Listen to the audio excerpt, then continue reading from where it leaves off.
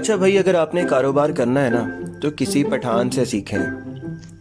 آپ نے انٹرپرینیورشپ پر بہت کچھ پڑھا ہوگا، لیکچر سنے ہوں گے، ورک شاپس میں بھی شریک رہے ہوں گے، لیکن اگر آپ نے انٹرپرینیورشپ کی کوئی بہترین مثال دیکھنی ہے تو پٹھان کو دیکھ لیں۔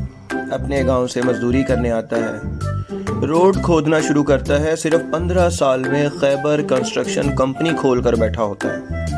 کیتلی میں قہوہ اور شیشے کے گلاس گلی گلی دکان دکان لیے گھومتا ہے اور 20 سال کے بعد کوئٹہ پیالی کا مالک بن جاتا ہے۔ بنیان پہن کر تندور پر نان لگاتا ہے اور 10-12 سال کے بعد شنواری کڑھائی پر لاکھوں چھاپتا ہے۔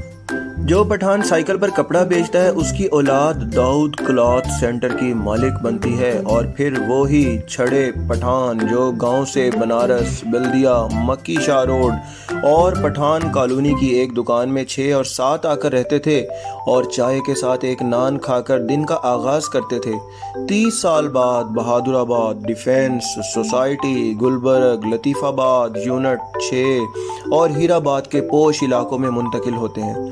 ان کے بچے روغنی نان اور زیتون سے ناشتہ کرتے ہیں۔ اس کا سبب پتہ ہے کیا ہے؟ کیا راز ہے؟ اصل میں پٹھان کسی کام سے شرماتا نہیں ہے۔ محنت اور معیار، ایکسیلنس اس کی گھٹی میں ہوتی ہے۔ کاروبار میں